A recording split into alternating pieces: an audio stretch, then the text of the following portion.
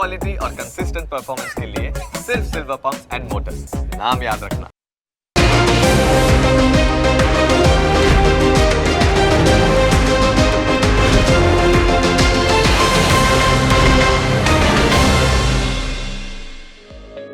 Closing capital ना प्रायोजक छे ट्रेड बुल्स। अब ट्रेडिंग सबके बस की बात है।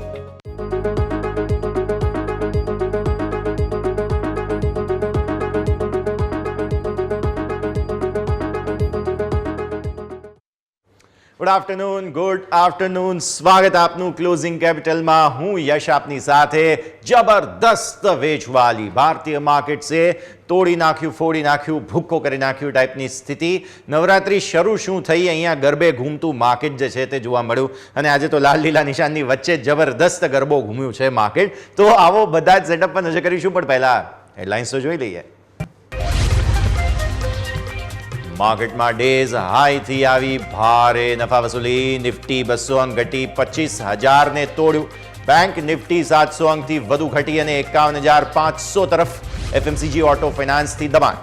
ડાઉ ફ્યુચર્સ ફ્લેટ। યુરોપિયન માર્કેટમાં મિશ્ર કારોબાર। એશિયન માર્કેટમાં મામૂલી મજબૂતી સાથે કારોબાર બંધ થયા।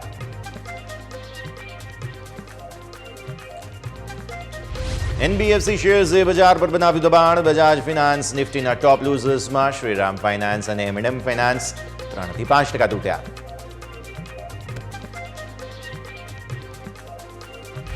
એફએમસીજી ઇન્ડેક્સ સતત 5મા દિવસે નબળાઈમાં।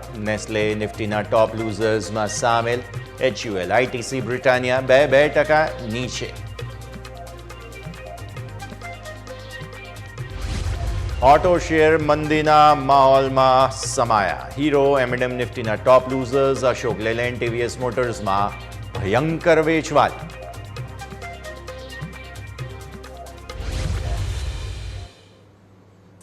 આવો જઈએ સીધા અમારા ઇન્ટરેક્ટિવ વોલ પર, સમજીએ ભારતીય માર્કેટ્સે આજે શું કર્યું।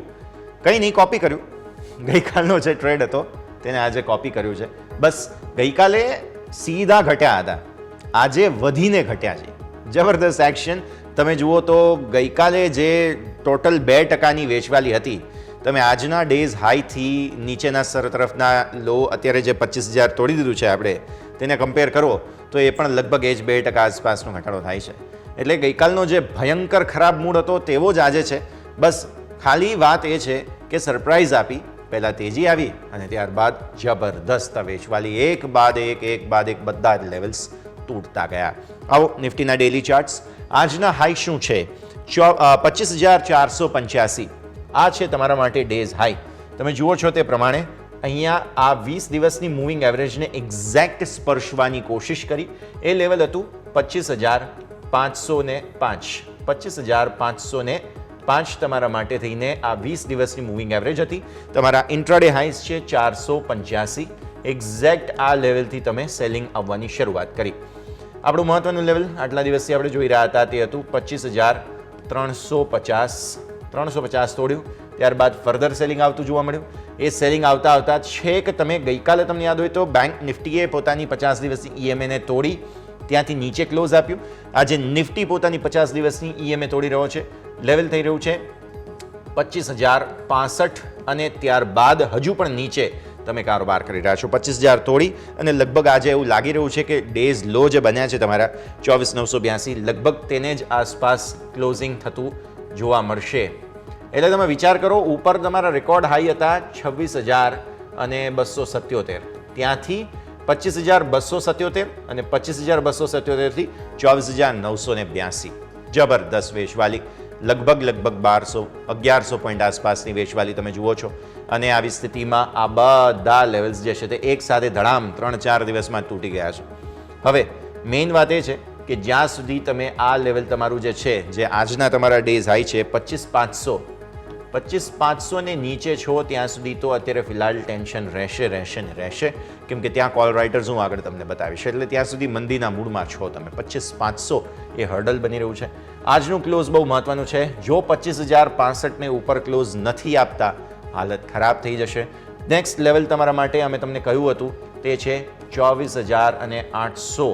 24,800થી પણ નીચે છે, પણ હું રાઉન્ડ ફિગર કરીને તમને કહું છું એટલે અહીંયાથી 25,000 જો તોડીએ છીએ ક્લોઝિંગ બેઝિસ પર તો 24,800 આવવાના પૂરા ચાન્સ છે અને એ તૂટવા પર પછી બહુ ખરાબ સ્થિતિમાં આવી જઈશું આપણે, કારણ કે તે નેક્સ્ટ તમારી જે 100 દિવસની એક્સપોનેન્શિયલ મૂવિંગ એવરેજ છે તે લેવલ થાય છે 24,362. આ લેવલ જોઈને તમને કદાચ સરપ્રાઇઝ થવાના પૂરા ચાન્સ છે, પણ આ લેવલ પોસિબલ છે. ફરી એક વખત લવીએ સ્ક્રીન પર 24,362. સો 25,500 લગભગ હવે ડિફેન્ડ કરશે ઉપરના તરો પર બુલ્સ, તો 24,800 મેઇન લેવલ અને એ તૂટવા પર 24,362. બહુ ખરાબ સ્થિતિમાં ભારતીય માર્કેટ્સ અત્યારે આવી ચૂક્યા છે અને જરૂરી હતું, કેમ કે કેટલા દિવસથી તેજી જોઈ રહ્યા છો તમે. આ જુઓ આપણી ચેનલ જે બનેલી હતી તે ક્યાંથી છેકથી તમે સપ્ટેમ્બરની અહીંયા જે છે તે ખાસ શરૂઆત જોઈ, ત્યાંથી છેક અહીંયા ઓક્ટોબર સુધી તમને તેજી જોવા મળી અને જેવો ઓક્ટોબર મહિનો શરૂ થયો ત્યારબાદ તમને મંદી આવતી જોવા મળી. આવો 15 મિનિટના ચાર્ટ જોઈ લઈએ. આજે શું થયું છે તમને બતાવી દઈએ. વન વે તો ન થયું, પણ દિવસની શરૂઆત થઈ. તમે જુઓ છો આ પહેલી કેન્ડલ બની. પહેલી કેન્ડલ બન્યા બાદ તમે અહીંયાથી તેજી જોઈ. 1-2 એફર્ટ્સ થયા સેલિંગના, ફરી તેજી જોવા મળી. 1-2 એફર્ટ્સ ફરી એકવાર થયા, જબરદસ્ત તેજી જોવા મળી. હવે આ મૂળ જોતા કોઈને પણ એમ થાય કે ભાઈ નિફ્ટી તો બાય ઓન ડિપ્સમાં આવી ગયું અચાનક સેલ ઓન રાઇઝમાંથી, પણ પછી અચાનક જ આ જે ટ્રેન્ડ હતો એવો તોડ્યો છે આ ટ્રેન્ડને અહીંયાથી. આ એક કેન્ડલે આખો માહોલ બગાડી નાખ્યો અને ત્યારબાદ તમે જુઓ છો સતત વેચવાલી. અને અત્યારે તો આપણે વાત કરી રહ્યા છીએ ત્યારે આ લેવલથી પણ નીચે અત્યારે આવી ગયા છીએ. ફર્ધર સેલિંગ તમને 25,000 ને નીચે આવતું જોવા મળી રહ્યું છે. મતલબ સાફ છે, 15 મિનિટના ચાર્ટમાં તો નકારાત્મકતા જ છે, 1 કલાકના ચાર્ટમાં પણ નકારાત્મકતા છે. ઓવરઓલ માહોલ ખરાબ. ઓઆઈ બતાવી દઈએ. ઓપન ઇન્ટરેસ્ટના હિસાબથી શું થઈ રહ્યું છે. આ છે તમારા માટે 25,500. ક્યાંથી વેચવાલી શરૂ થઈ? આજે 25,500 થી થઈ, એટલે ત્યાંથી આપણે નજર કરીએ. આ છે 25,500, એકદમ મોટી લક્ષ્મણ રેખા, કેમ કે અહીંયા જબરદસ્ત કોલ રાઇટિંગ છે. અને સાથે સાથે તમને યાદ હોય તો 25,500 પર છે ને ગઈકાલે ક્લોઝ થયું ત્યારે અહીંયા બહુ હેવી જે છે તે પુટનું પણ ખાસ કોશિશ થઈ હતી, પણ પછી 25,500 ગયું, 400 ગયું, 300 ગયું, 200 ગયું, 100 ગયું અને 25,000 પણ તોડી નાખ્યું. એટલે હવે આ જે પુટ રાઇટર્સ હતા લેટેસ્ટ અપડેટેડ ખાસ જો તમે ઓપન ઇન્ટરેસ્ટ જોશો તો અહીંયા તમને ઘટવાની શરૂઆત તો થઈ જ ગઈ હશે, કેમ કે ઓલરેડી એવો ફસાઈ ગયા છે. સો હવે જોઈએ આગળ શું થાય છે, કેમ કે આ 24,800 મેં જે તમને હમણાં જ કહ્યું જૂનું આપણું જે લેવલ હતું સપોર્ટ તરીકેનું જે મેં તમને ડેલી ચાર્ટ્સ પર બતાવ્યું તે આ લેવલ છે. એટલે 24,800 હવે મેક ઓર બ્રેકની સ્થિતિમાં. ઘણી વખત એવું કરે છે ઇન્ડેક્સ કે જે સાયકોલોજીકલ લેવલ હોય ને, જેમ કે મેં વાત કરી હમણાં 25,000 તોડ્યું તો અહીંયાથી સપોર્ટ લેવાની એક વખત કોશિશ કરતો હોય છે ઇન્ડેક્સ, પણ હવે તો આ તો જોને તોની વાત છે. પણ તેમ છતાં પણ મે બી એક નાનકડો ચાન્સ છે એક વખત 24,800 પર નાનકડું કન્સોલિડેશન અથવા તો થોડો બાઉન્સ બતાવવાની કોશિશ કરે. પણ હવે જો એવો આવો ટેમ્પરરી બાઉન્સ હોય જે આજે આપણને જોવા મળ્યો તો એ બાઉન્સનો કોઈ મતલબ નથી. વાય ચેન્જ બતાવીએ.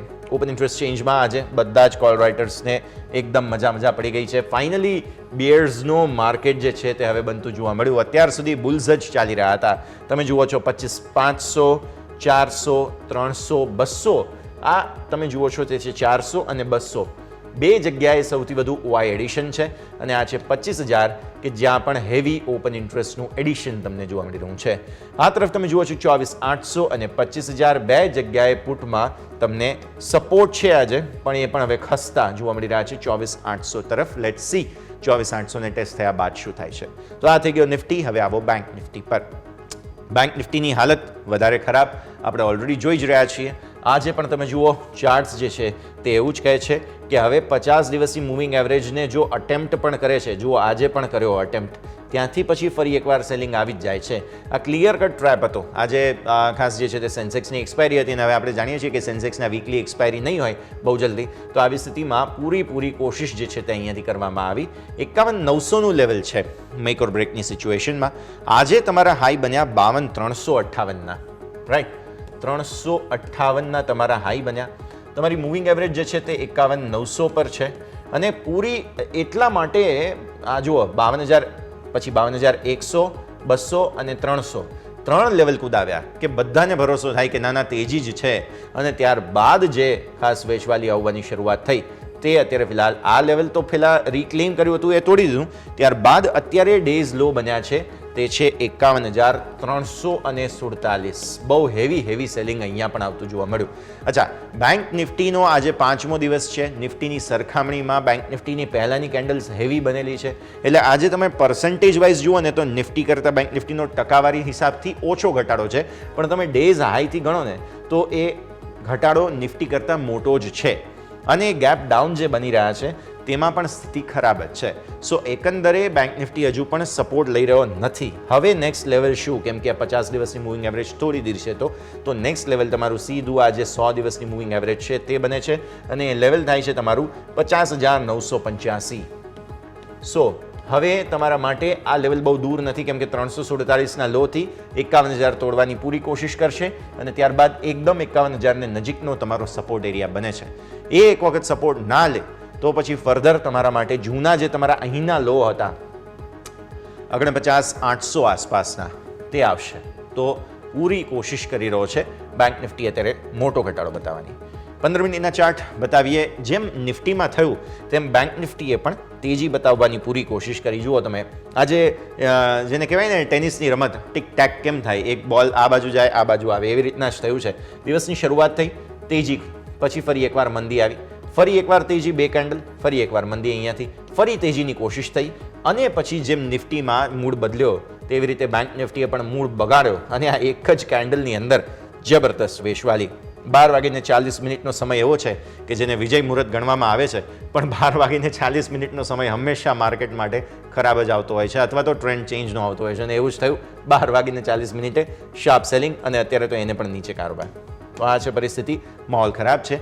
ઓપન ઇન્ટરેસ્ટ સમજી લઈએ. બેંક નિફ્ટીમાં ઓપન ઇન્ટરેસ્ટના હિસાબથી જે છે તે મેજર ચેલેન્જ હવે તમારા માટે બનતી જોવા મળી રહી છે, તે છે 52,000. 52,000ના કોલ રાઇટર્સ તમે જુઓ. યાદ હોય તો પુટનો સારો એવો ઓપન ઇન્ટરેસ્ટ હતો, હજુ પણ છે પુટનો ઓપન ઇન્ટરેસ્ટ, પણ અહીંયા તમે જુઓ છો કે કોશિશ જે છે તે ખાસ પૂરી કરી હતી, પણ હવે અગ્રેસિવનેસ આવી ચૂકી છે. 51,500 જે છે તે જગ્યાએ ડિફેન્ડ કરવાની કોશિશ કરી રહ્યો હતો બેંક નિફ્ટી, હજુ પણ ઇન્ફેક્ટ કરી રહ્યો છે. જુઓ, ડેઝ લોથી 51,500ને રિક્લેમ કરવાની કોશિશ, કેમ કે ડેઝ લો અહીંયા બન્યા, ત્યાંથી પછી ફરી એકવાર ઉપર આવવાની કોશિશ થઈ રહી છે. લેટ્સ સી 51,500 મેન્ટેન થાય છે કે નહીં, પણ માહોલ ખરાબ છે, કેમ કે છેક તમે અહીંયા જુઓ 52,500, ત્યારબાદ 52,000 અને આ 51,500, આટલા મહત્વના લેવલ્સ તોડેલા છે. આજે ઓલમોસ્ટ 52,500 સુધી આવવાની કોશિશ કરી હતી, 52,500 આવ્યો નથી, પણ આ છે ઓવરઓલ. આવો ઓઆઈ ચેન્જ બતાવી દો. ઓપન ઇન્ટરેસ્ટ ચેન્જના હિસાબથી શું થઈ રહ્યું છે, આ છે તમારા માટે પરિસ્થિતિ. કોલમાં મેજર ઓઆઈ અહીંયા જ છે, 52,000 પર તમે જુઓ છો, અને આ છે તમારા માટે થઈને 51,500 તથા 51,600. થોડા કોલના અહીંયા ઓપન ઇન્ટરેસ્ટ છે, બાકી ઓવરઓલ પુટના જ તમે જુઓ છો કે એડિશન તમને થતા જોવા મળી રહ્યા છે. તો આ છે ઓવરઓલ પરિસ્થિતિ. વાત કરીએ આપણે નિફ્ટી બેંક નિફ્ટી બંનેની. જે પ્રમાણે સેટઅપ સમજ્યા ક્લિયર છે, ઉછાળે વેચવાલી જ કરવી જોઈએ.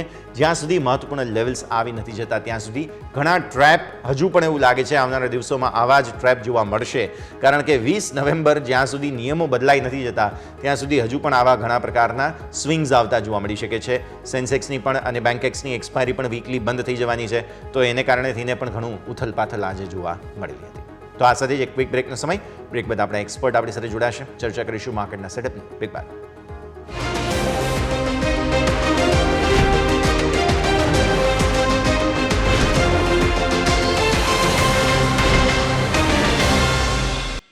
બ્રેક બાદ આપનું સ્વાગત છે. માર્કેટ એક્સપર્ટ રવિ ભટ્ટ આપણી સાથે જોડાઈ રહ્યા છે. ચર્ચા કરીએ, સમજીએ ભારતીય માર્કેટ્સનું સેટઅપ. રવિ, સ્વાગત. સૌથી પહેલાં તો ગુડ આફ્ટરનૂન સર. અને આજનું સેટઅપ સમજવાની કોશિશ કરીએ. ભારતીય માર્કેટ્સ તો ઓબ્વિયસલી ફ્રી ફોલના મૂડમાં છે. ચાઇનીઝ માર્કેટ્સના ચક્કરમાં વિદેશી રોકાણકારો વેચીને જઈ રહ્યા છે. બીજી થિયરી એ પણ હોઈ શકે કે હવે અમેરિકામાં ઇલેક્શન્સ ઓલમોસ્ટ ડ્યુ છે, અને આવી સ્થિતિમાં એમના માર્કેટની હાલત ખરાબ છે, એટલે પોસિબલ છે કે વિદેશી રોકાણકારો વેચીને એમના માર્કેટને સ્ટેબલ. કેમ કે તમે જુઓ, 2 દિવસમાં આપણા માર્કેટ્સમાં જે ફોલ છે એવો અમેરિકન માર્કેટ્સમાં નથી, એવો યુરોપિયન માર્કેટ્સમાં નથી. તો એ પણ થિયરી હોઈ શકે કે ચાઇનાને કારણે ભારતને સહન કરવાનો વારો આવ્યો છે. હવે સવાલ એ કે ક્યાં સુધી. તો ટેસ્ટ કરીએ પહેલાં તો બધી જ થિયરીઝ જે માર્કેટમાં ચાલી રહી છે, એફએન્ડોને કારણે મૂડ બગડ્યો છે, બધી જ સ્થિતિઓને સમજીએ, અને ત્યારબાદ હવે ઘટાડામાં આગળ કેટલો હજુ પણ ઘટાડો એક્સપેક્ટ કરવો તે સમજાવો sir. Good afternoon. Okay, good afternoon. સૌપ્રથમ આપણે વાત કરીએ, જે તમે ફર્સ્ટ થિયરીની વાત કરી કે જે પ્રમાણે ચાઇનામાં અત્યારે ચાઇનાના માર્કેટ જે પ્રમાણે રિટર્ન જનરેટ કરી રહી છે, આજે પણ તમે ચેક કર્યું છે હોંગકોંગનું માર્કેટ ઓલમોસ્ટ 2.5% ઉપર હાઈક જોવા મળેલો. તો FII જે આપણા માર્કેટમાંથી મની વિડ્રો કરે છે અને ચાઇનાના માર્કેટમાં ઇન્વેસ્ટમેન્ટ કરી રહ્યા છે. તો કાલે પણ આપણે જોયું હશે કે FII ઓલમોસ્ટ 15,000 કરોડનું સેલિંગ કરેલું હતું ઇન્ડિયન ઇક્વિટી માર્કેટમાંથી. અને સાથે લાસ્ટ ફ્રાઈડે પણ આપણી વાત થયેલી હતી કે જે પ્રમાણે FII ની જે ફ્યુચર માર્કેટમાં જે પોઝિશન છે ઇન્ડેક્સમાં ઓલમોસ્ટ 80% લોંગ હતી અને 20% શોર્ટ હતી. તો તે પણ ઓવરબોટ ઝોનમાં આપણને ઇન્ડિકેટ કરતું હતું. તે કાલે ઘટીને ડિરેક્ટલી 66% થઈ છે. તો ઓલમોસ્ટ કાલે એની જે પોતાની ફ્યુચરમાં પોઝિશન હતી ફ્યુચર ઇન્ડેક્સ માર્કેટમાં તે ઓલમોસ્ટ 14% નો ઘટાડો કરેલ છે. તો એ જોતા FII ની જે પ્રકારે વેચાવલી છે ચાઇનીઝ માર્કેટમાં એ થિયરી પણ અત્યારે સૌથી વધારે વર્ક કરી રહી છે. હવે બીજા એ પણ ન્યૂઝ છે કે જે પ્રમાણે ક્રૂડ ઓઇલમાં આપણે વધારો જોયો છે છેલ્લા મંગળવારથી આપણે મંગળવારથી ક્રૂડ ઓઇલ ઇન્ડિયન માર્કેટમાં અરાઉન્ડ 5,700 ની આજુબાજુ ટ્રેડ થતું હતું, જે અત્યારે વધીને 6,100 ની આજુબાજુ ટ્રેડ થઈ રહ્યું છે. તો જે પ્રમાણે ક્રૂડમાં વધારો જોવા મળે છે એ પ્રમાણે કદાચ માર્કેટ એવું પણ એક્સપેક્ટ કરે છે કે RBI છે તો જે નેક્સ્ટ વીકમાં રેટ કટ કરવાની છે તો એમાં કદાચ રેટ કટ ના પણ કરી શકે એ પણ એક માર્કેટમાં થિયરી ચાલી રહી છે. તો આપણે જો કન્ક્લુઝન કાઢીએ તો સૌથી વધારે જો મેઇન ફેક્ટર કામ કરે તો ચાઇનાનું માર્કેટ કામ કરી રહ્યું છે. ચાઇનામાં લોકો ઇન્વેસ્ટમેન્ટ કરી રહ્યા છે ફોરેન ઇન્વેસ્ટર. અને જે સેકન્ડ છે એ છે કે ઇન્ફ્લેશનનો માર્કેટને હવે કન્સર્ન દેખાઈ રહ્યો છે કે ઇન્ફ્લેશન તો કે હવે વધવા તરફ જઈ રહ્યું છે. કારણ કે આ મહિનામાં આપણે જોઈએ લાસ્ટ મંથમાં તો ખાલી કોમોડિટીઝમાં ક્રૂડ ઓઇલ જ એવું હતું કે જેના પ્રાઇસ તો કે સપ્ટેમ્બરમાં ઘટેલા હતા, બાકી વધારે પડતી કોમોડિટીઝના પ્રાઇસ વધેલા જોવા મળતા હતા ભારતીય માર્કેટમાં. તો હવે ક્રૂડ ઓઇલના પણ પ્રાઇસમાં વધારો જોવા મળે છે. તો હવે ઇન્ફ્લેશનનું પ્રોજેક્શન પણ વધી શકે છે. તો આ કારણથી આ બંને કારણો સૌથી વધારે ઇન્વેસ્ટર્સને અત્યારે પેનિકની સિચ્યુએશન ક્રિએટ કરે છે. બટ જે પ્રમાણે નિફ્ટી તો કે 25,000 ની જે 25,25080 નું જે લેવલ હતું 50 દિવસની EMA એ પણ બ્રેક કરેલું છે. તો એ જોતા થોડું એ પણ લાગે છે કે માર્કેટ હવે થોડો ડાઉનવર્ડ ટ્રેન્ડ ચાલુ રાખી શકે છે. બટ જે હવે RBI ની મીટિંગ માર્કેટને વધારે સારો ડાયરેક્શન આપી શકશે. અને પ્લસ અમેરિકાના માર્કેટમાં આજે સાંજે જે એનો જોબનો ડેટા છે એ પણ થોડો આપણા માટે ઇમ્પોર્ટન્ટ રહેશે. હવે સર, ઘટાડો આવે એટલે હંમેશા લોકોનો પહેલો સવાલ એ જ હોય કે ક્યાં સુધી અને ખરીદદારી કરવી તો કઈ રીતે કરવી. એટલે પહેલાં તો તમારા તરફથી જે રેકમેન્ડેશન્સ તમને વેલ્યુએશન ટેકનિકલ દ્રષ્ટિએ જે સારા સ્ટોક્સ લાગે છે એ સમજાવો અને પછી એક બે સવાલ મને જે પૂછવા છે તેના પર પણ હું નજર કરું. પહેલાં આજના રેકમેન્ડેશન સર તમારા. ઓકે આજના મારું એક રેકોમેન્ડેશન છે જે છે ટાટા મોટર્સ. ટાટા મોટર્સ અત્યારે જે ટ્રેડ થઈ રહ્યો છે સ્ટોક અરાઉન્ડ 935 to 940 ની આજુબાજુ ચાલી રહ્યો છે. તો એ સ્ટોકમાં મારો ફર્સ્ટ ટાર્ગેટ હશે 1,000 નો અને બીજો ટાર્ગેટ હશે મારો 1080 નો અને મારો સ્ટોપ લોસ હશે 900 નો. હવે એની પાછળ મારા બે રીઝન છે. એક તો ટાટા મોટર્સ અત્યારે આપણે જોઈ રહ્યા છીએ કે ઓટો સેક્ટરમાં જેનો સૌથી લો PE તરીકે ચાલી રહ્યો છે પેસેન્જર વ્હીકલ સેગમેન્ટની વાત કરીએ તો. અને બીજું ટાટા મોટર્સમાં જે પ્રમાણે ટેકનિકલ પણ અત્યારે ટાટા મોટર્સનો આ બોટમ ઉપર ચાલી રહ્યું છે. તમે જો RSI ઇન્ડિકેટર્સની વાત કરશો તો પણ એ સપોર્ટ ઉપર ચાલી રહ્યો છે. તો એ પ્રમાણે ટાટા મોટર્સમાં અત્યારે જે વિન વિન સિનારીઓ વધારે દેખાય છે અને આ રિસ્ક રિવોર્ડ રેશિયો તો કે માર્કેટની ફેવરમાં છે. તો આ પ્રમાણે મારી સલાહ ટાટા મોટર્સમાં બને છે અત્યારે. Okay, definitely. સો તમે આ બે કાઉન્ટર્સ ધ્યાનમાં રાખો. એક તો ટાટા મોટર્સ તમારા ફોકસમાં હોવું જોઈએ કેમ કે 1,000 થી 1,080 સુધીના ટાર્ગેટ્સ તમને અહીંયાથી ખાસ બનતા જોવા મળી રહ્યા છે. તો આના ઉપર ફોકસ કરો. બહુ જ ઇન્ટરેસ્ટિંગ જગ્યા પર ટાટા મોટર્સ આવીને ઊભો છે, નજર રાખવાની રહેશે. અને બીજું ખાસ કાઉન્ટર છે તેને પણ તમારે ધ્યાન પર રાખવાનું રહેશે. ઓકે, આગળ વધીએ. હવે મને જે સવાલ પૂછવો હતો વેલ્યુએશન્સની જે ચર્ચાની વચ્ચે તે એ છે કે અત્યારે ડિફેન્સિવ જ્યારે માર્કેટ્સ ઘટી રહ્યા છે ત્યારે ડિફેન્સિવ કાઉન્ટર્સ જે છે તે ફોકસમાં હોવા જોઈએ. પણ સર, હમણાં જે 2-4 દિવસનો ઘટાડો આપણે જોયો તેમાં નથી IT ચાલી રહ્યું, નથી FMCG, નથી કન્ઝમ્પશન ચાલી રહ્યું, તો ફાર્મા નથી ચાલી રહ્યું. તો આવી સ્થિતિમાં જ્યારે માર્કેટ ઘટે ત્યારે આવા સેક્ટર્સને જે લાભ થતો હોય જો ત્યાં પણ વેચવાલી આવી રહી છે, મતલબ સાફ છે કે અત્યારે કોઈ એક એવો વર્ગ છે કે જેને માર્કેટમાં ઊભા રહેવામાં રસ નથી. સો આવા જે ડિફેન્સિવ સ્ટોક્સની થિયરી છે તે એક વખત ટેસ્ટ કરીએ સર, તે સમજાવો. શું તમને એવું લાગે છે કે ધીરે ધીરે એક્યુમ્યુલેશન અહીંયા બધે કરવા લાગવું જોઈએ આપણે? હવે જો હું તમને પ્રથમ વાત કરું ડિફેન્સિવ સ્ટોક્સની તો આપણે બે સેક્ટરની વાત કરીએ પહેલા ડિટેલમાં. એ છે આપણું તો કે FMCG સેક્ટર છે અને સેકન્ડ સેક્ટર છે આપણે ફાર્મા સેક્ટર. તો આ બંને સેક્ટર આપણે જોઈ શકીએ છીએ ત્યાં સુધી ઘણા ટાઈમથી ઓવરબોટ ઝોનમાં ચાલતા હતા. તમે લાસ્ટ 1 મંથમાં જોશો તો કન્ટિન્યુ જે સ્ટોક્સ હતા ફાર્મા અને FMCG બંને ઓવરબોટ ઝોનમાં હતા અને બંને સ્ટોક્સ વેલ્યુએશન કરતા ઘણા ઉપર ચાલી રહ્યા હતા બંને સેક્ટરના સ્ટોક્સ. તો તેમાં પણ એક પ્રોફિટ બુકિંગ ડ્યુ હતું જે આપણને જોવા મળી રહેલું છે. તો અત્યારે મારો ક્લિયર રહેશે કે હું આ બંને સેક્ટર રેકોમેન્ડેડ નથી કરતો, ભલે ડિફેન્સિવ સેક્ટર છે બટ વેલ્યુએશન વાઇઝ હજી પણ ઘણા સ્ટોક્સ ઓવર વેલ્યુ છે. જુલાઈ આપણે ઓગસ્ટમાં જોયું, સપ્ટેમ્બરમાં જોયું કે ફાર્મા સેક્ટર્સના ઘણા સ્ટોક્સ નવા હાઈ પાડતા. તો એ પ્રમાણે અત્યારે પણ ફાર્મા સેક્ટર પણ હજી ઓવર વેલ્યુડ છે. હવે વાત કરીએ ત્રીજું ડિફેન્સિવ સેક્ટર IT સેક્ટર. તો IT સેક્ટરમાં મારું ડેફિનેટલી રેકોમેન્ડેશન રહેશે કે આ લેવલે બાય ઓન ડિપ્સની સ્ટ્રેટેજી યુઝ કરવી જોઈએ, કારણ કે એના 2-3 રીઝન છે. એક તો IT સેક્ટર છેલ્લા 3-4 ક્વાર્ટરથી પ્રોફિટ કન્સિસ્ટન્ટલી IT સેક્ટરનો વધતો જઈ રહ્યો છે. જે સેકન્ડ રીઝન છે માર્કેટમાં IT સેક્ટરનું, તો કે IT સેક્ટરની વેલ્યુએશન પણ ઘણી છે, કારણ કે વધારે પડતા સ્ટોક્સ એવા છે કે જે હજી પણ 52 વીક હાઈની નજીક પણ નથી. અને ત્રીજું કે જે પ્રમાણે યુએસના IT સેક્ટર્સે પરફોર્મન્સ આપેલું છે એ પ્રમાણે હજી પણ ઇન્ડિયામાં IT સેક્ટરમાં પરફોર્મન્સ દ્રષ્ટિએ જોઈએ તો પણ ઘણું રિટર્ન હજી ડ્યુ છે. તો IT એક સેક્ટર એવું છે કે જેના પર તમે ધ્યાન અત્યારે ફિલહાલ રાખી શકો છો. તો સેક્ટર સ્પેસિફિક જે મારો સવાલ હતો તેનો પણ જવાબ મળી ગયો છે. હવે સ્ટોક સ્પેસિફિક નજર કરીએ સર. ઓઇલ માર્કેટિંગ કંપનીઓ, કારણ કે ક્રૂડના ભાવોની કિંમતમાં જે સતત ઉછાળો થઈ રહ્યો છે, 3 દિવસમાં 10% ક્રૂડના ભાવ વધી ગયા. સ્વાભાવિક વધે છે કેમ કે ઘટ્યા પણ એવા જ હતા. તો આવી સ્થિતિમાં વધારો થવાને કારણે ઓઇલ માર્કેટિંગ કંપનીઓને નુકસાન થઈ રહ્યું છે. 78 ને પાર બ્રેન્ટ નીકળી ગયું છે. હજુ પણ મિડલ ઇસ્ટમાં ટેન્શન ઓછું થાય તેવા ચાન્સીસ ઓછા છે અને ઈરાન જ્યારથી ઇન્વોલ્વ થયું ત્યારથી પ્રોબ્લેમ વધ્યા પણ છે. સર, આવી સ્થિતિમાં આ બધા જ ખાસ સેક્ટર્સ પર આપણે નજર રાખીશું, પણ આવો ફટાફટ પહેલાં એક બ્રેક લઈ લઈએ અને બ્રેક બાદ હું આ પર્ટિક્યુલર જે છે ખાસ સેક્ટર તેને સમજવાની કોશિશ કરું.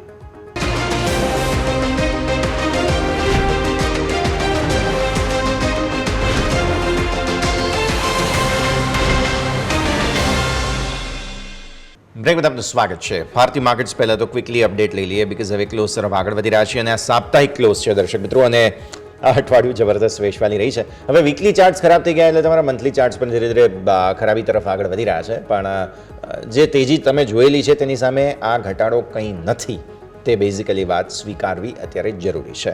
તો આવો આગળ વધીએ. ક્વિકલી હું અપડેટ આપી દઉં. 25,000 તોડ્યા બાદ 966ના ડેઝ લો બનાવ્યા હતા અને ત્યાંથી ઉપર આપણે આવ્યા છીએ. અત્યારે ફિલહાલ 25,000 ને ઉપર બંધ લગભગ આપી દેશે નિફ્ટી.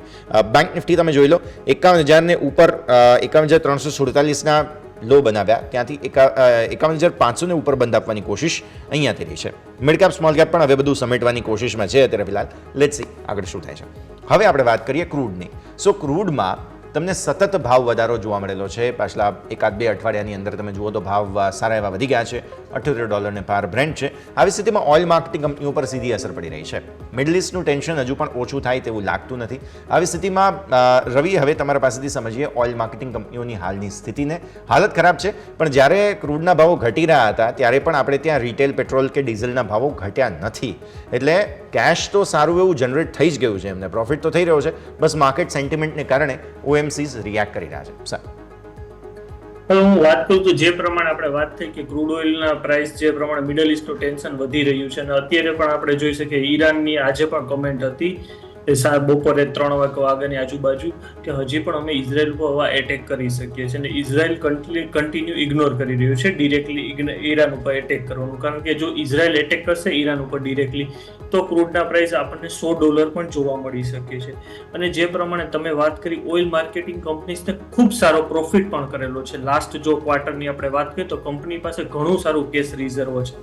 બટ મારી અગેન એ સલાહ રહેશે કે માર્કેટની સામે જવા કરતાં આપણે માર્કેટમાં ઓપોર્ચ્યુનિટી શોધવી જોઈએ. ફોર એક્ઝામ્પલ, ક્રૂડ ઓઇલ વધે છે તો હવે વધારે ને વધારે જે ઇન્ડિયન કંપની છે, જે કંપની ક્રૂડ ઓઇલ વધારે ઇન્ડિયામાં એક્સપ્લોર કરે છે એવી કંપની પર આપણે ફોકસ કરવો જોઈએ. ધારો કે ONGC છે, બીજી પણ કંપની મેં આની પહેલા પણ શોમાં વાત કરેલી છે, હિન્દુસ્તાન ઓઇલ એક્સપ્લોરેશન કંપની છે, જે બધી કંપનીઓએ છેલ્લા 2 દિવસમાં પણ સારું એવું રિટર્ન જનરેટ કરેલું છે ઇન્ડિયન માર્કેટમાં. તો વધારે ને વધારે આપણે એવી કંપની પર ફોકસ કરવો જોઈએ જે ઇન્ડિયામાં કંપની તો કે ક્રૂડ ઓઇલનું પ્રોડક્શન કરી રહી છે. અને સાથે હવે જેટલા ક્રૂડ ઓઇલના પ્રાઇસ વધશે તો એ પ્રમાણે માર્કેટ એના અલ્ટરનેટને શોધવાની તરફ ટ્રાય કરશે. તો ઇલેક્ટ્રિક પાવર સેક્ટર પણ આગળના દિવસોમાં સારું પરફોર્મ કરી શકવાના ચાન્સીસ બનશે. ક્લિયરલી. સો આવી સ્થિતિમાં તમે જોઈ શકો છો કે ક્રૂડના ભાવને કારણે આ બધી સ્થિતિનું નિર્માણ થઈ શકે છે. OMCs પર અસર આવી શકે છે, તો આ બધાને પણ આપણે ધ્યાન પર રાખવાનું રહેશે. આગળ sir, HDFC bank multiple block deals થઈ રહી છે સર આ સ્ટોકમાં. એટલે પહેલાં તો આપણે એ યાદ રાખવું જોઈએ કે આ ભાવે લોકો વેચી પણ રહ્યા છે અને ખરીદી પણ રહ્યા છે. પણ બીજું એ ન ભૂલવું જોઈએ કે એમના બિઝનેસ અપડેટ આવ્યા હતા આજે. ગ્રોસ એડવાન્સીસ વધ્યા છે, રિટેલ લોન વધી છે, તેમની ડિપોઝિટ્સ વધીને 25 લાખ કરોડ થઈ ગયા છે. અને સામે BNP પારિબાઝે લગભગ ગઈકાલના ડિટેલ્સ છે, હવે આજની બ્લોક ડીલની ડિટેલ્સ તો આજે મળશે કેમ કે આજે પણ મલ્ટિપલ બ્લોક ડીલ્સ થઈ છે. પણ BNP પારિબાએ ગઈકાલે વેચ્યું હતું અને BNP પારિબાએ જ્યારે વેચ્યું તો સામે મોર્ગન સ્ટેનલી એશિયા અને સિટી ગ્રુપ મોરિશિયસ એમણે ખરીદ્યું છે. હવે આ જે બધું એક્શન થઈ રહ્યું છે સર, એક સાથે મોટા વોલ્યુમ આવી રહ્યા છે, બ્લોક ડીલ અને ઉપરથી બિઝનેસ અપડેટ આવ્યા. HDFC બેંક સાઇઝેબલ કરેક્શન બાદ શું બાય ઓર ડિપ્સની રણનીતિ બને? હવે સૌપ્રથમ હું તમને ઓવરઓલ પ્રાઇવેટ બેંક સેક્ટરની વાત કરું તો પ્રાઇવેટ બેંક સેક્ટર છે જે અત્યારે ફૂલ કોમ્પિટિશન ફેસ કરી રહ્યું છે. કારણ કે તમે જોઈ શકો છો લાસ્ટ 3 થી 4 વર્ષમાં ઘણી બધી NBFC બેંક છે બેન્કિંગ સેક્ટરમાં પ્રાઇવેટ બેંકને કોમ્પિટિશન આપી રહી છે. તો સૌથી વધારે પ્રાઇવેટ બેંકમાં એક તો કોમ્પિટિશનનું ફેક્ટર છે, અને જે બીજું ફેક્ટર છે કે જે પ્રમાણે પહેલા આપણે વાત કરતા હતા પબ્લિક સેક્ટર બેંક્સ તો કે માર્કેટમાં પરફોર્મન્સ નથી આપતી, ઘણા ઓપરેશનલ ઇસ્યુ હતા, એવા ઘણા ઇસ્યુઝ હતા. તો હવે જે પ્રમાણે ઓપરેશન સુધરેલું છે પબ્લિક સેક્ટર બેંકનું એ પણ ડિરેક્ટલી ઇમ્પેક્ટ આપણને જોવા મળી રહી છે પ્રાઇવેટ સેક્ટર બેંકમાં. પ્રાઇવેટ સેક્ટર બેંક સારું જ કરી રહી છે, પણ એને જે કોમ્પિટિશન ફેસ કરી રહી છે બેંક, એના ઇન્ટરેસ્ટ માર્જિન ઉપર જે ઇફેક્ટ આવી રહી છે એ જોતા હજી પણ પ્રાઇવેટ બેંક આ લેવલે પણ ખરીદી કરવા માટે એટ્રેક્ટિવ નથી. ઓકે, સો એટલા માટે થઈને હજુ પણ ખરીદી કરવાની સલાહ અહીંયા નથી. ધ્યાન રાખીએ. ભારતીય માર્કેટ્સ ક્લોઝ તરફ આગળ વધી રહ્યા છે. નજર કરીશું પણ એક ક્વિક બ્રેકનો સમય. બ્રેક બાદ આપણે ભારતીય માર્કેટ્સના ક્લોઝ પર ચર્ચા વધારે યથાવત રાખીએ.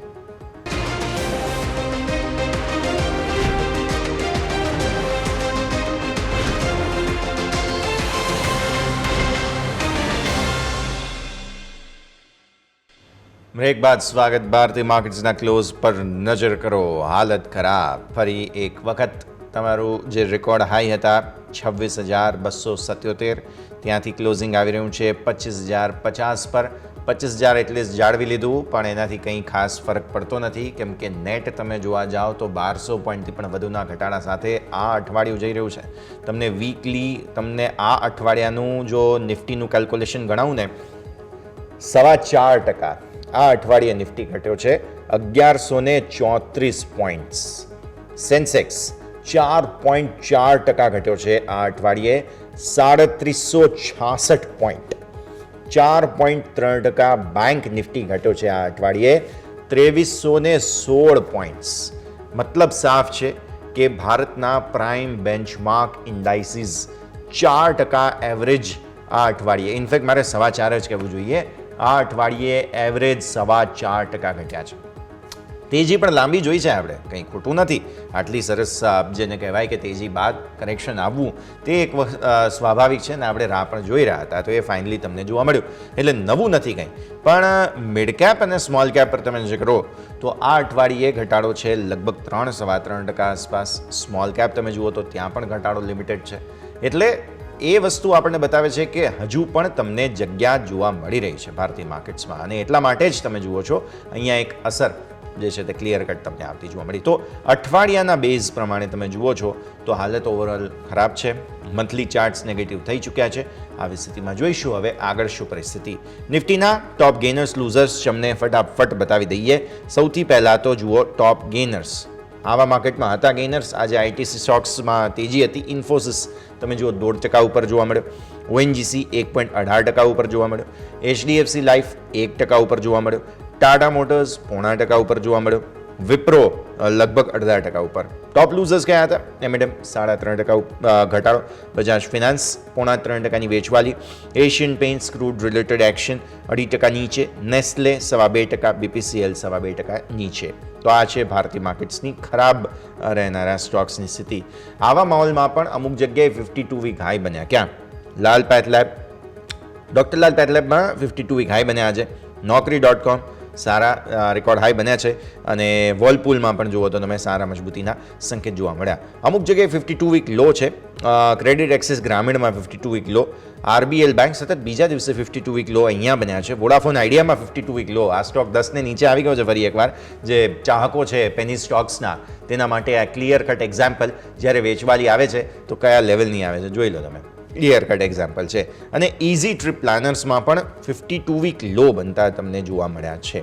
એટલે આ બધા જ સ્ટોક્સની હાલત ખરાબ છે. અહીંયા તમે થોડું કોશન હવે રાખી શકો છો. તો આ છે ઓવરઓલ ભારતીય માર્કેટ્સની પરિસ્થિતિ. સેક્ટર સ્પેસિફિક તમને સમજાવી દઈએ. સેક્ટર સ્પેસિફિક સૌથી ખરાબ વેચવાલી આજે જોવા મળી મીડિયા સેક્ટરમાં 2.5% નીચે, રિયલ એસ્ટેટ સ્ટોક્સ 2.5% નીચે, FMCG 1.5%, કન્ઝમ્પશન જે હું કહી રહ્યો હતો તમને હમણાં જ વાત કરી મેં ઓપનિંગ સવાલમાં કે કન્ઝમ્પશન, FMCG આ બધા સેક્ટર્સની હાલત ખરાબ થઈ.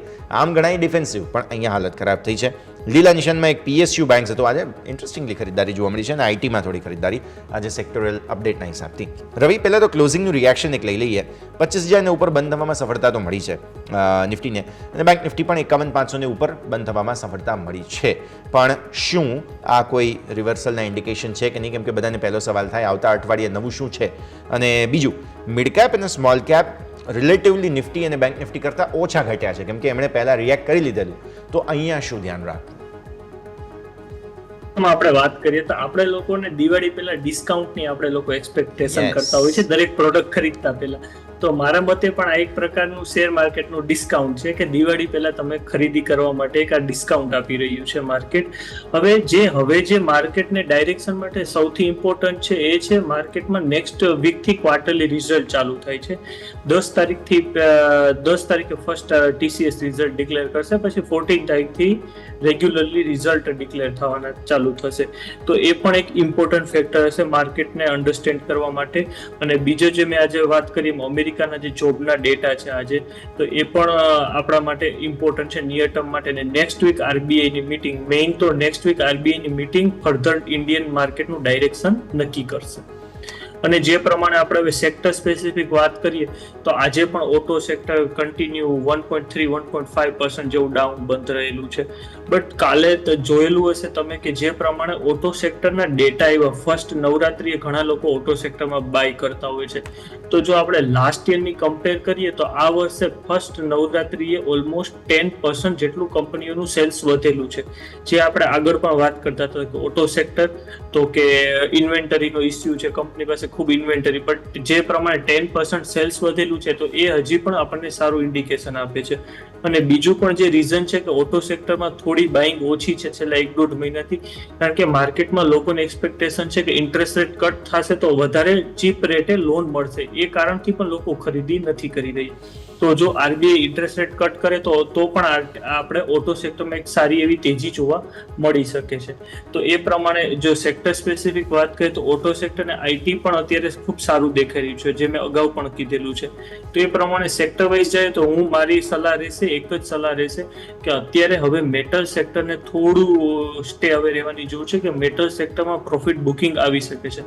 બાકી ઓવરઓલ મેટલ સેક્ટર સિવાય FMCG પણ થોડું રેન્જ બાઉન્ડ ટ્રેડ થઈ શકે છે. બાકીના બધા સેક્ટર્સ અત્યારે હવેના દિવસોમાં કદાચ સારું પરફોર્મ કરી શકે છે. એટલા માટે મારી એડવાઇસ બાય ઓન ડિપ્સની રહેશે. ક્લિયરલી બાય ઓન ડિપ્સની રણનીતિ, લોંગ ટર્મ પોઝિશનલ, આ બધા જ લોકોને દિવાળીનું ડિસ્કાઉન્ટ મળી રહ્યું છે. સાફ સફાઈ થઈ રહી છે દિવાળીની માર્કેટમાં. ખરીદી લો, તક ઝડપી લો, વ્યૂ બની રહ્યો છે. સર, સ્ટોક સ્પેસિફિક ચર્ચા શરૂ કરીએ. આર સિસ્ટમ્સ ઇન્ટરનેશનલ આજે 10%ની તેજી હતી. 1 કરોડ શેરની બ્લોક ડીલ થઈ છે. 8% હિસ્સો એક્સચેન્જ થયો અને મંથલી એવરેજ વોલ્યુમ જ 2 લાખ શેરનું હોય છે, એની સામે 1 કરોડ એટલે જબરદસ્ત વોલ્યુમ હતા આજે. 14 અઠવાડિયા બાદ સૌથી વધુ તેજી શેરમાં જોવા મળી. 14 અઠવાડિયા બાદ સારી તેજી આવી છે. 14 અઠવાડિયા એટલે કે ઓલમોસ્ટ તમે સમજો ને કે 2 મહિના આસપાસ. 2 મહિના આસપાસ તમને જોવા મળશે, 2.5-3 મહિના આસપાસ કે ત્યારબાદ તેજી આવી છે. સર, આર સિસ્ટમ્સ હવે જો મેં સૌપ્રથમ તમને વાત કરી કે અત્યારે જે આ સિસ્ટમ જે બિઝનેસમાં છે એ બિઝનેસનું જ આઉટલુક ખૂબ સારું છે, કારણ કે જે પ્રમાણે કંપની તમે જોઈ શકો છો કે છેલ્લા 3-4 વર્ષથી કંપનીનું પરફોર્મન્સ પણ કન્સિસ્ટન્ટલી ઇમ્પ્રુવ થતું હતું. એટલે માર્કેટમાં એક વ્યૂ હતો જ કે આમાં કોઈ પણ ઇન્સ્ટિટ્યુશનલ ઇન્વેસ્ટર્સ ગમે ત્યારે ખરીદી કરી શકે છે. અને તમને ખબર પણ જ હશે કે જેમાં જે આર સિસ્ટમ છે એમાં મેઇનલી પ્રમોટર્સ અને જનરલ પબ્લિક હતા, બીજા કોઈનો સ્ટેક પણ હતો નહીં અત્યાર સુધી. તો એક ડ્યુ તો હતું જ કે કોઈ ઇન્સ્ટિટ્યુશનલ ઇન્વેસ્ટર્સ આ કંપનીમાં કેમ ખરીદી કરતા નથી, એટલે એક માર્કેટની એક્સપેક્ટેશન તો હતી. અને જે પ્રમાણે કંપની જે બિઝનેસમાં છે, આઈટી બિઝનેસમાં છે, અને કંપનીની જે ઓવરઓલ બિઝનેસ પ્રોફાઇલ પણ સારી છે અને કંપની ફાઇનાન્શિયલ ઘણી સ્ટ્રોંગ છે, તો આજ નહીં તો કાલ કોઈ બડા ઇન્વેસ્ટર્સ એમાં આવવાના જ હતા કંપનીમાં, અને જે આજે આવી ગયા છે. એટલે આ સિસ્ટમ બટ હવે હું જનરલી અવોઇડ કરીશ આને ખરીદી કરવાનું, કારણ કે આનાથી પણ ચીપ રેટે ઘણી સારી કંપનીઓ મળી રહી છે. હવે આજના વધારા પછી કંપનીની થોડી વેલ્યુએશન વાઇઝ કંપની અત્યારે ઇગ્નોર કરવી જોઈએ નવા ઇન્વેસ્ટર્સ. ઓકે, સો એટલા માટે થઈને એક્શન જે છે તે ભરપૂર રહી શકે છે, આ સ્ટોકને ધ્યાન પર રાખવાનું રહેશે. સર, આપણે જે પ્રકારે સેક્ટર સ્પેસિફિક વાત કરી રહ્યા છે, મારે બે સ્ટોક્સ કમ્પેર કરવા છે, કારણ કે આપણે જાણીએ છીએ કે વિદેશી રોકાણકારોને ભારતનું સૌથી હોટ ફેવરિટ કોઈ સેક્ટર છે તો તે છે ફાઇનાન્સ અને બેન્ક્સ. અને જો એના બે મેજર પ્લેયર્સને કમ્પેર કરવા, કેમ કે વિદેશી રોકાણો વેચે છે, ક્યારેક તો પાછા આવશે, તો જ્યારે આવશે ત્યારે પહેલાં અહીંયા આવશે, એટલા માટે કમ્પેર કરીએ. અને તે છે એક તરફ બજાજ ફાઇનાન્સ અને બીજી તરફ છે M&M ફાઇનાન્સ. બજાજ ફાઇનાન્સના બિઝનેસ અપડેટ હતા. બિઝનેસ અપડેટ એકંદરે બહુ કંઈ ખરાબ નથી, પણ માર્કેટે રિએક્ટ તો ઓબ્વિયસલી કર્યું. અને બીજી તરફ M&M ફાઇનાન્સ છે. હવે આ બંને શેરમાં પહેલાં તો કમ્પેર કરીએ સર. M&M ફાઇનાન્સ ઓબ્વિયસલી ખાસા એવા ઘટાડા બાદ બહાર આવી રહ્યું છે. બજાજ ફાઇનાન્સ એક અલગ યુનિવર્સમાં છે, પણ આ બંને સ્ટોક્સ જો કમ્પેર કરીએ અને વેલ્યુએશનની દ્રષ્ટિએ તમે જોવા જાઓ તો બજાજ ફાઇનાન્સ બહુ ચાલી જરૂર ચૂક્યો છે, પણ સવાલ ઊભો થાય કે જો ટાઇટનની સામે અંડરડોગને જો કમ્પેર કરવું હોય તો કઈ રીતે આ બંને શેરની કમ્પેરિઝન તમે કરી શકો? યસ, હવે હું જો તમને બજાજ ફાઇનાન્સ, તમે જે વાત કરી બજાજ ફાઇનાન્સ ને M&M ફાઇનાન્સની વાત કરી, તો આજે M&M ફાઇનાન્સના પણ બિઝનેસ અપડેટ આવેલા છે. તો જે M&M ફાઇનાન્સે આજે સૌથી વધારે રિએક્ટ કરેલું છે 6%. તો સૌથી પહેલા હું આપણી ઓડિયન્સને સમજાવવા માંગીશ કે M&M ફાઇનાન્સે શું કામ આજે વધારે રિએક્ટ કરેલું છે. તેનું સૌથી જે મેઇન રીઝન હતું એ રીઝન હતું કે M&M ફાઇનાન્સનું NPA વધેલું છે. NPA means non performing asset, જે એના માટે સૌથી વધારે ઇમ્પોર્ટન્ટ હોય છે ફાઇનાન્શિયલ કંપની માટે, ચાહે બેંક હોય કે NBFC હોય. તો જે પ્રમાણે એનું M&M ફાઇનાન્સનું જે વધેલું છે NPA, એ આજના ઘટાડા માટેનું સૌથી ઇમ્પોર્ટન્ટ રીઝન બનાવી રહ્યું છે. હવે આપણે કમ્પેરિઝન કરીએ બંનેની, તો જે પ્રમાણે તમે વાત કરો છો, પણ હું જો પર્સનલી જોઉં ને તો બજાજ ફાઇનાન્સ ઘણું બેટર છે M&M ફાઇનાન્સથી. M&M ફાઇનાન્સમાં ઘણી વખત આ ઓપરેશનલ ઇસ્યુ આવતા હોય છે. પછી એક M&M ફાઇનાન્સ માટે સૌથી વધારે હેડેક છે તો એનું NPA છે. એનું NPA મોર ધેન 3% છે જો તમે ચેક કરો તો. હું લોકોને સમજાવવા માંગીશ કે NPA એટલે શું. સામાન્ય ભાષામાં NPA એટલે જે પૈસા બેન્કિંગ કંપનીના માટે રિયલ લોસ છે, બેંક કે ફાઇનાન્સ કંપની માટે, કે જે પૈસા એને જે લોન આપેલી છે એમાંથી એટલા % રિસીવ નથી થતા, એને NPA કહેવાય છે. તો જે પ્રમાણે M&M ફાઇનાન્સનું NPA વધે છે, અને બીજા પણ પાસ્ટમાં પણ RBI તરફથી ઘણી વખત પેનલ્ટી હોય છે. M&M ફાઇનાન્સના વર્ષમાં ઘણી વખત ઘણા નેગેટિવ ન્યૂઝ આવી જતા હોય છે. તો એ પણ એક M&M ફાઇનાન્સ ઉપર આપણે થોડો ડાઉટ ક્રિએટ કરતો હોય છે તેની ઓપરેશનલ કેપેસિટી ઉપર. જ્યારે બજાજ ફાઇનાન્સ છે, બજાજ ફાઇનાન્સમાં એવા કોઈ કોન્ટ્રોવર્સિયલ ઇસ્યુ આપણને જોવા નથી મળતા જેટલા M&M ફાઇનાન્સમાં જોવા મળે છે. અને બજાજ ફાઇનાન્સનું જે પ્રમાણે રિઝલ્ટમાં ફ્લક્ચ્યુએશન પણ હોતું નથી, ક્લિયર ટ્રેન્ડ જોવા મળે છે. તો એ પ્રમાણે મારી હંમેશા ઇન્વેસ્ટર્સને એડવાઇસ રહેશે કે બજાજ ફાઇનાન્સ સાથે જવું છે. M&M થોડો સ્પેક્યુલેટિવ સ્ટોક છે. સ્પેક્યુલેટિવ સ્ટોક છે M&M, એટલે બજાજ ફાઇનાન્સ પર જ નજર તમારે જરૂરથી રાખવાની રહેશે. આવો આગળ વધીએ. બીજા સ્ટોક્સ પર્ટિક્યુલરલી આપણે જે ચર્ચા કરવાની છે તેમાં એક કાઉન્ટર છે વરુણ બેવરેજીસ. વરુણ બેવરેજીસ એટલા માટે કારણ કે સિટી તરફથી બાય રેટિંગ સાથે 38% ઉપરના 800ના ટાર્ગેટ આપ્યા. સિટી એમ કહે છે કે નવી પ્રોડક્ટ કેટેગરી બનાવવામાં નિષ્ણાંત છે કંપની, અને પેપ્સિકો બોટલર્સ જે છે તેના માટે આ ગો ટુ માર્કેટ છે. પર્ટિક્યુલરલી GTM જે કહેવામાં આવે છે તેની પહેલને હાઇલાઇટ કર્યું છે. આફ્રિકામાં પણ તમે જુઓ તો નવું એક્સપાન્શન કર્યું, જેને કારણે પણ મિડ ટર્મ ફાયદો છે. તો વરુણ બેવરેજીસ ડાયવર્સિફાઈ પણ થઈ ચૂક્યું છે, અને બેવરેજીસના બિઝનેસની અંદર જે ખાલી બોટલિંગનો કારોબાર છે તેમાં પણ ઘણું નવું ડેવલપમેન્ટ થઈ રહ્યું છે. સો સિટીને પસંદ છે સર, તમે કઈ રીતે જુઓ છો વરુણ બેવરેજીસને?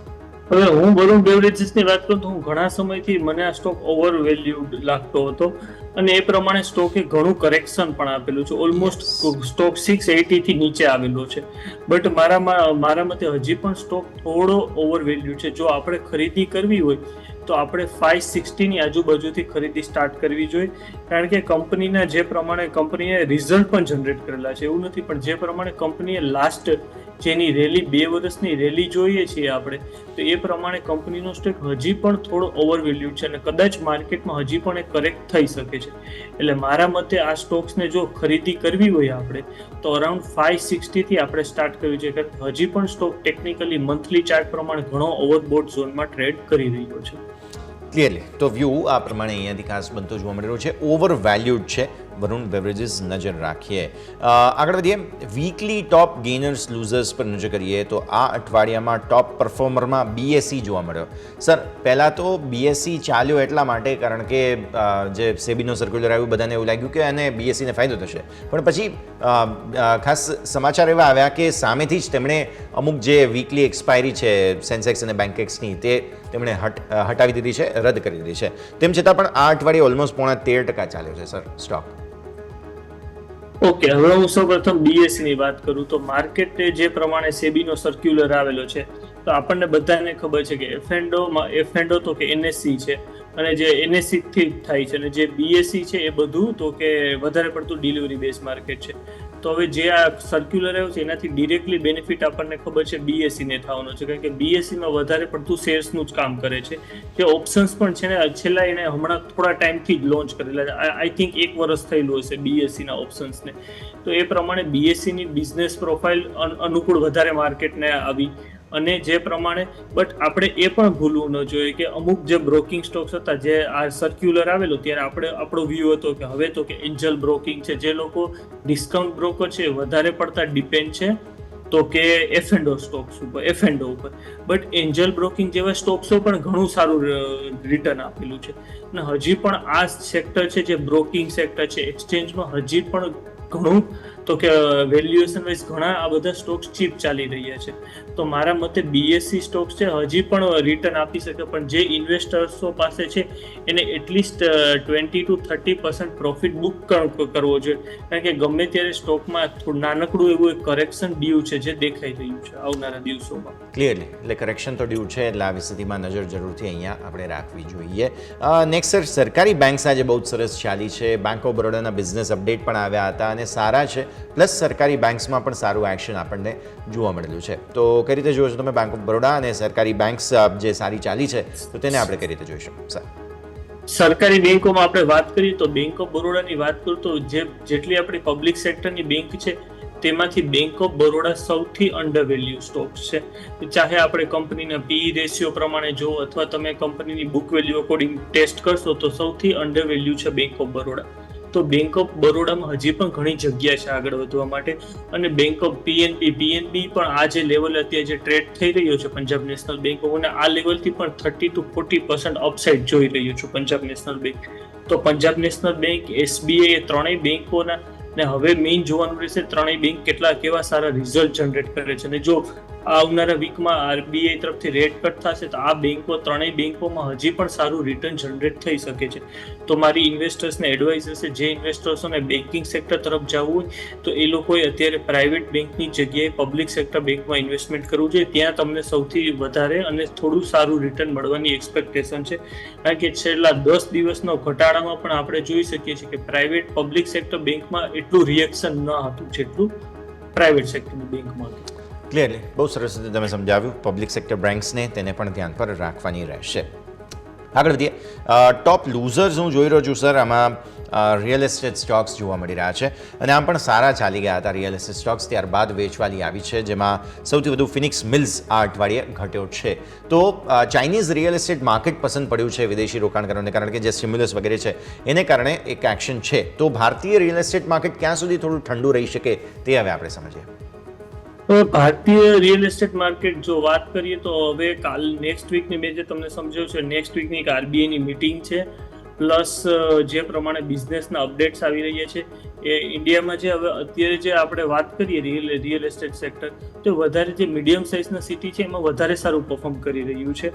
મેં આની પહેલાં પણ 1 મહિના પહેલાં પણ શોમાં વાત કરી લીધી કે જે મેટ્રો સિટીઝ છે, મુંબઈ છે, દિલ્હી છે, એમાં જે રિયલ એસ્ટેટ ડેવલપર્સ છે અત્યારે માર્જિનનો શોર્ટફોલ માર્જિનનો ઇસ્યુ થઈ રહ્યો છે due to high competition.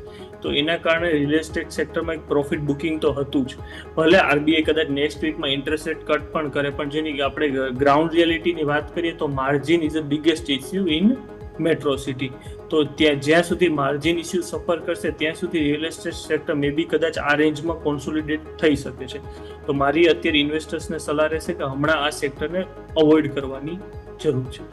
Okay, clearly એટલે વોઇડનો વ્યૂ અહીંયાથી ખાસ રિયલ એસ્ટેટમાં બનતો જોવા મળી રહ્યું છે. નજર તમારે રાખવાની રહેશે. આગળ વધીએ. ટોપ ગેનર્સ આ અઠવાડિયાનું જે હું જોઈ રહ્યો છું તેમાં બીજા કાઉન્ટર્સ ખાસ ધ્યાન પર આવી રહ્યા છે, તે છે ડાયગ્નોસ્ટિક્સ કંપનીઓ. સર, માર્કેટમાં ઘટાડો આવી રહ્યો છે, ડાયગ્નોસ્ટિક્સ કંપનીઓ સારી ચાલે છે. તમે ડૉક્ટર લાલ પેથલેબ જુઓ, વિજયા ડાયગ્નોસ્ટિક્સ જુઓ, 12-13% આસપાસ વધી છે આ અઠવાડિયા દરમિયાન. કઈ રીતે સમજવું જોઈએ આપણે? ડાયગ્નોસ્ટિક્સ કંપનીઓ સ્વાભાવિક ડિફેન્સિવ તરીકે પણ ચાલી રહ્યા છે.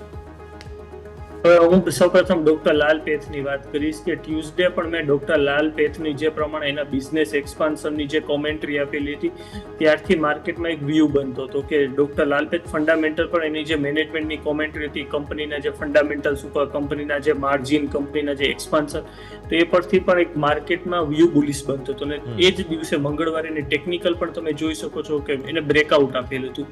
તો એ પ્રમાણે જે ડાયગ્નોસ્ટિક સેક્ટર છે કન્ટિન્યુ સારું પરફોર્મન્સ કરી રહ્યા છે.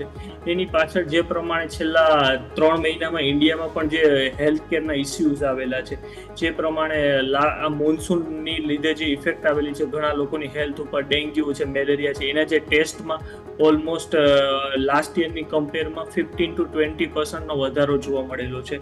ને એ પ્રમાણે જો આપણે ગ્રાઉન્ડ લેવલે વાત કરીએ તો એ લોકોનું ટેસ્ટિંગ લેવલે પણ ખૂબ સારો એ લોકોને ક્વેરી જોવા મળી રહી છે. અને જે પ્રકારે પબ્લિકનો રસ જોવા મળી રહ્યો છે ટેસ્ટિંગમાં, એ પ્રમાણે ગ્રાઉન્ડ લેવલે પણ એ લોકો ઘણું સારું કામ કરે છે. અને આ આપણને નેક્સ્ટ જ્યારે કંપનીનું રિઝલ્ટ આવશે હવે ઓક્ટોબર-નવેમ્બરમાં, તો એમાં ક્લિયરલી જોવા મળશે. ક્લિયરલી એટલા માટે થઈને ફોકસ જે છે તે રિયલ એસ્ટેટ સ્ટોક્સ અને ત્યારબાદ આપણે જે ડાયગ્નોસ્ટિક સ્ટોક્સની વાત કરી તેના પર જોવા મળી રહ્યું છે. આવો એક બ્રેકનો સમય, બ્રેક બાદ આપણી આ ચર્ચાને આગળ યથાવત રાખીએ.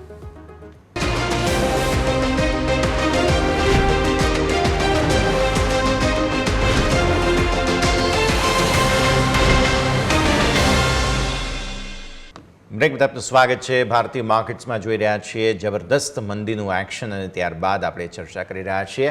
આપણી સાથે રવિ જોડાયેલા છે. રવિ, બ્રેક બાદ સ્વાગત. આપણે કન્ઝમ્પશનની વાત કરી રહ્યા હતા. એવન્યુ સુપરમાર્ટ્સ એટલે કે ડીમાર્ટના હમણાં જ નંબર્સ આવ્યા છે અને બિઝનેસ અપડેટ સારા આવ્યા છે. બિઝનેસ અપડેટને કારણે અને જે તહેવારોની સિઝન છે, વરસાદ એકંદરે આમ જોવા જાવ તો અતિવૃષ્ટિ છે પણ સારો થયો છે, એટલે અમુક પાકોને તો સપોર્ટ થશે જ. આવી સ્થિતિમાં એવન્યુ સુપરમાર્ટ્સ સર હંમેશા સારા નંબર જોવા છતાં પણ ખરાબ એટલે કે ઘટાડો આવતો સ્ટોકમાં જોવા મળતો હોય છે. સર, સુપરમાર્કેટની વાત કરીએ તો કંપની આ પણ સ્ટોક પાસ્ટમાં તો ઓવર વેલ્યુએશનનો વિક્ટીમ હતો અને અત્યારે પણ આપણે જોવા જઈએ તો એવન્યુ સુપરમાર્કેટનું જે પ્રમાણે કંપનીનું સેલ્સ વધી રહ્યું છે અને તમે જો કંપનીના પ્રાઇઝિંગ પણ જોવો છો તો કંપનીની ડિરેક્ટ કોમ્પિટિશન રિલાયન્સ સાથે આપણે જોઈ શકીએ છીએ કે કંપનીની ડિરેક્ટ, અને જો પ્રાઇઝિંગમાં પણ આપણે રિલાયન્સ સાથે કમ્પેર કરતા હોય તો ઘણી પ્રોડક્ટમાં મિનિમમ 5-10% ડિફરન્સ જોવા મળે છે. એ પ્રમાણે એવન્યુ સુપરમાર્કેટનું સેલ્સ ઘણું વધતું જોવા મળે છે. બટ જે કંપનીનો એક મોટો પ્રોબ્લેમ છે ને વેલ્યુએશનમાં, એ છે કંપની અત્યારે પણ ઘણા ટાઈમથી કોન્સ્ટન્ટ કંપનીનો પી રેશિયો 100થી ઉપર છે. તમે જોઈ શકો છો અત્યારે પણ કંપનીનો પી મોર દેન 100 છે. તો આ પણ એક રીઝન છે કે એવન્યુ સુપરમાર્કેટમાં ગમે ત્યારે સારા ન્યૂઝ આવતા હોય તો પણ કંપની તો કે નેગેટિવલી રિએક્ટ કરતી હોય છે. પણ જે પ્રમાણે હવે કંપનીની પોલિસી છે, જે કંપની સ્મોલ સિટીઝ, મીડિયમ સિટીઝમાં પણ પોતાના સ્ટોર ઓપન કરી રહી છે અને રિલાયન્સની સાથે રિલાયન્સ ઓલરેડી ઓપન કરી ચૂક્યા છે. પણ જે પ્રમાણે રિલાયન્સને કોમ્પિટિશન આપી રહ્યો છે અને રિલાયન્સના અને તમે એવન્યુ સુપરમાર્કેટના બંનેના પ્રાઇસ કમ્પેર કરશો તો ઇઝીલી તમને 5-10% ડિફરન્સ જોવા મળે. એ પ્રમાણે આવનારા દિવસોમાં જો આપણે એફએમસીજીની વાત કરીએ તો એવન્યુ સુપરમાર્કેટ ડેફિનેટલી વધારે સારું પરફોર્મ કરી શકે છે. બટ અત્યારની વેલ્યુએશન પ્રમાણે બાય ઓન ડિપ્સની સ્ટ્રેટેજી વધારે યુઝફુલ રહેશે. ક્લિયરલી બાય ઓન ડિપ્સની રણનીતિ વધારે યોગ્ય રહેશે જ્યાં સુધી વાત આવે છે એવેન્યુ સુપરમાર્ટ્સની. સર, આજે સવારે આરતી ડ્રગ્સ માટે એક સમાચાર હતા. જીએમપી કમ્પ્લાયન્સ જે છે તે યુકે રેગ્યુલેટરી તરફથી મળ્યું છે અને આને ગુડ મેન્યુફેક્ચરિંગ પ્રેક્ટિસીસ તરીકે સમજવું જોઈએ તો સબસિડરી કંપની છે જેનું એક યુનિટ છે તેના માટે જીએમપી મળ્યું છે. સમાચાર બહુ મોટા નથી પણ આરતી ડ્રગ્સ ઘણા સમય બાદ આપણે ચર્ચા કરી રહ્યા છીએ, સો ખાસ ફોકસ કરીએ આ કાઉન્ટર પર. આરતી ડ્રગ્સની વાત કરીએ તો આ જે ન્યૂઝ છે એ એટલું બધું વધારે માર્કેટ એને રિએક્શન નથી આપેલું, કારણ કે માર્કેટ આપણને ખબર છે યુએસ એફડી અને રેગ્યુલેશન્સને જ વધારે પડતું ઇમ્પોર્ટન્સ આપતું હોય છે અને કંપનીના સ્ટોક્સમાં પણ આજે કોઈ વોલ્યુમમાં ખાસ આપણને કોઈ એવો ડિફરન્સ જોવા નથી મળેલું. પણ જો પ્રમાણે છેલ્લા 1-1.5 મહિનાથી કંપનીમાં જે પ્રમાણે પ્રોફિટ બુકિંગ થયું છે, છેલ્લા 1 મહિનામાં ઓલમોસ્ટ સ્ટોકનો પ્રાઇસ 12-13% જેવો નીચો ગયેલો છે અને કંપનીનું કોઈ એવું સારું ફંડામેન્ટલ્સ જોવા નથી મળતું, કારણ કે લાસ્ટ હું જો આ કંપનીને છેલ્લા 2 વર્ષથી ટ્રેક કરી રહ્યો છું તો કંપનીનું સેલ્સ છે જે બીજી ફાર્મા કંપનીનું આપણે જોઈ શકીએ છીએ, ચાહે સિપ્લા છે, ડોક્ટર રેડી છે, ઝાયડસ છે, તો એ લોકોના સેલ્સ કન્ટિન્યુ ઉપર આપણને ઇમ્પ્રુવમેન્ટ જોવા મળે છે છેલ્લા 3-4 વર્ષમાં તમે જોઈ શકો. પણ જ્યારે આ વાત આપણે આરતી ડ્રગ્સની કરીએ તો આરતી ડ્રગ્સના શેર્સમાં કોઈ પણ પ્રકારનું આપણને મુવમેન્ટ જ નથી જોવા મળતી અને બીજું કે એમાં કોઈ ઇન્સ્ટિટ્યુશનલ ઇન્વેસ્ટર્સને પણ એટલો બધો ઇન્ટરેસ્ટ નથી જેટલો બીજી ફાર્મા કંપનીઓમાં છે. તો એ પ્રમાણે આરતી ડ્રગ્સ હજી પણ મારા મતે રેન્જ બાઉન્ડ જ ચાલવાનું છે, કોઈ એમાં એટલું બધું વધારે મુવમેન્ટની હું એક્સપેક્ટ નથી કરી રહ્યો. ક્લિયરલી તો ભારતીય માર્કેટ્સ અને જે આરતી ડ્રગ્સની વાત છે બંનેમાં વેચવાલીના જ સંકેત બની રહ્યા છે. અને સર આ સરે જ સમયથી ગયો છે રજા લેવાનો, જેટલી આપણે ચર્ચા કરી આપના ડિસ્ક્લોઝર્સ. ઓકે, હવે આજે જે મેં 2 સ્ટોક્સ રેકોમેન્ડેડ કરેલા છે અને જે ઇનડાયરેક્ટલી કોઈ સેક્ટર વિશે પણ મેં હિન્ટ આપેલી છે, તો આ કોઈ પણ સ્ટોક અને આ સેક્ટરમાં મારું અથવા મારા કોઈ ફેમિલી મેમ્બર્સનું કોઈ પણ હોલ્ડિંગ નથી અને મારી હંમેશા ઇન્વેસ્ટર્સને સલાહ રહેશે જ્યારે પણ ઇન્વેસ્ટમેન્ટ કરો તમારા રિસ્ક પ્રોફાઇલિંગ અને તમારા ઇન્વેસ્ટમેન્ટ એડવાઇઝરની સલાહ મુજબ કરવું. બિલકુલ, ખૂબ ખૂબ આભાર સર આપનો અમારી સાથે જોડાવા માટે અને આ સમગ્ર ચર્ચામાં ભાગ લેવા. Thank you sir. તો સપ્તાહનો અંત થયો અને સપ્તાહનો અંત થયો 4.25% ઘટાડા સાથે. સાઇઝેબલ સેલિંગ જે છે તે આ અઠવાડિયે આવ્યું છે. રીઝન્સ મલ્ટિપલ હતા એટલે સ્વાભાવિક ઇમ્પેક્ટ પણ મલ્ટિપલ આવે અને એક ડ્યુ જે કરેક્શન હતું તે પણ આવતું જોવા મળ્યું. પણ હવે શું આવતા અઠવાડિયા પર સૌ કોઈની નજર રહેશે. પ્લસ હવે યુએસ ઇલેક્શન્સ બહુ જલ્દી સામે આવી ચૂક્યા છે એટલે ત્યાં મતદાન કેવું થાય છે, કોણ આવે છે તેના ઉપર પણ બહુ બધું નિર્ભર રહેશે. પ્લસ આપણે ત્યાં તહેવારોની સિઝન છે, તહેવારો ચાલી રહ્યા છે. આવી સ્થિતિમાં ભારતીય માર્કેટ્સ તહેવારોમાં બહુ વધારે લાંબો સમય ઘટાડો બતાવતા પણ નથી, તો એ પણ એક હોપ સાથે લેટ્સ સી આવતું સપ્તાહ કેવું રહે છે. આ સરે જ આ શોમાં હાલ બસ આટલું જ. મને યશના આપશો રજા. આગળના અપડેટ્સ માટે આપ જોતા રહો ન્યૂઝ કેપિટલ ગુજરાત.